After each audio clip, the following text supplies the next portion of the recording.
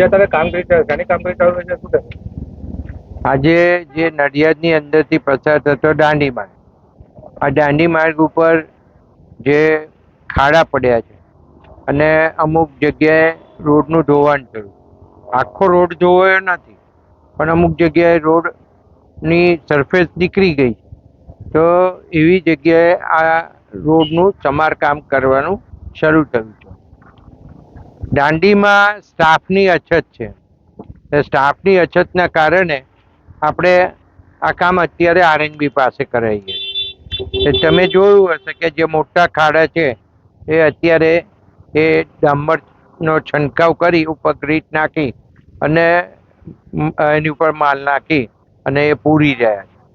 એટલે આ કામ પહેલું ખાડા પૂરવાનું થશે, મોટા ખાડા, અને ત્યાર પછી જે સરફેસ ડેમેજ થઈ છે એ સરફેસને ડેમેજ થઈ છે એને પેવર પટ્ટાથી કાર્પેટ કરવાનું કામ કરશે. એટલે આ કામગીરી 4-5 દિવસ ચાલશે સંપૂર્ણ કામગીરી. અને આવતીકાલે અહીંયા જે જગ્યાએ સરફેસ આખી ખલાસ થઈ છે અને જે પેવરથી કરવાની છે એના પટ્ટા મારી દેશે કે આટલેથી આટલા ભાગમાં આ સરફેસ કરવાની છે અને પછી પેવર પટ્ટાથી કામ શરૂ થવાનું છે. મારે બીજું ખાસ કરીને કહેવું કે આ રોડ છે એ લગભગ 2019ની અંદર મંજૂર થયેલો. એને અને આ 2025 ચાલે છે. 2025નો એન્ડ આવવાની શરૂઆત ડિસેમ્બર મહિનામાં એન્ડ થશે. એટલે 2-3 મહિના પછી લગભગ 7 વર્ષ ઉપર આ રોડને થશે. 7 વર્ષ પહેલા આ રોડ મંજૂર થયેલો. અને આ રોડ મારે એટલા માટે કહેવું પડે છે કે અમુક લોકો એમના ગપ્પા મારવા, જોરથી બોલવું, જુઠ્ઠું બોલવું, ફેંકવાનું કામ કરવાનું, પ્રજાને ભ્રમિત કરવાનું કામ કરવાનું. તો મારે આજે કહેવું છે કે આ રોડ જે 2019માં મંજૂર થયેલો અને 17 કરોડના ખર્ચે બન્યો હશે, તો 17 કરોડ રૂપિયા એને એવું કહ્યું છે કે સંતરામ રોડથી અહીં કોલેજની કેનાલ સુધીના ખર્ચ્યા છે. તો પહેલી તો વાત એ છે કે આ જુઠ્ઠું બોલવાનું બંધ કરે. આ દભાણથી શરૂ કરી સંતરામ રોડ થઈ અને કેનાલ સુધીના રસ્તાનું કામ કરવામાં આવ્યું છે. આ રસ્તાની અંદર જે તે સમયે દાંડી માર્ગમાં સેન્ટ્રલ ગવર્મેન્ટમાંથી મંજૂર થયેલો અને સેન્ટ્રલ જે આખી પહેલી ગ્રીલ છે એ ગ્રીલ આખી નવી નાખવામાં આવી છે અને છેક મિશન સુધીની ગ્રીલ એ નવી નાખવામાં આવી છે. એની ઉપર જે પોલ છે, ઇલેક્ટ્રિકના પોલ, જે સ્ટ્રીટ લાઇટના પોલ છે, એ સ્ટ્રીટ લાઇટના પોલ પણ નવા નાખવામાં આવ્યા છે.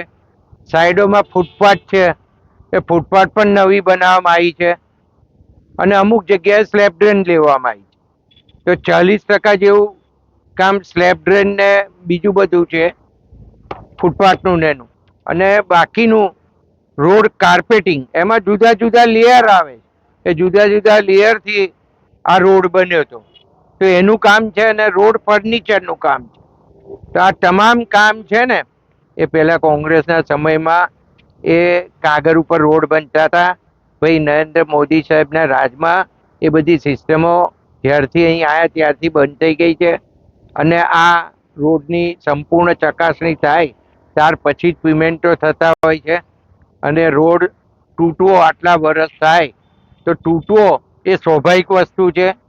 વરસાદ એટલો બધો પડતો હોય તો આ રોડ તૂટે. અને જ્યારે આટલા બધા વર્ષ થયા હોય, 5 વર્ષની ગેરંટી છે, 5 વર્ષની અંદર આ રોડ ઉપર કંઈક જો તૂટ્યો અને સરફેસ કામ કરવાનું થયું હોય તો એ જે તે કોન્ટ્રાક્ટર પાસે કરાયું જ છે. એટલે એ સરકારે પૈસા નથી ખર્ચ્યા. પણ હવે જ્યારે એની ટર્મ્સ અને લિમિટ પતી ગઈ હોય ત્યારે સરકાર દ્વારા કામ કરાવવું પડે અને આપણે એટલે આજે આરએનબી મારફતે આ કામ કરાવી રહ્યા છે.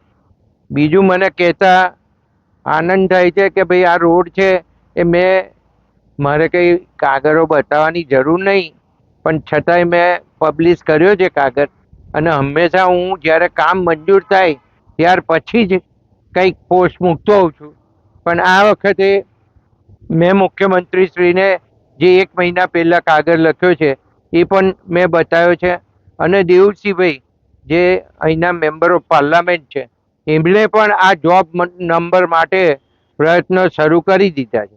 અને આ જોબ નંબર ક્યારે મળે, પહેલાં તો ટેકનિકલ બાબતો જાણવી જોઈએ કે 5 વર્ષ પૂરા થાય, એની ટાઈમ લિમિટ પતે ત્યાર પછી જોબ નંબર મળે અને ત્યાર પછી નવું રીકાર્પેટિંગ થાય.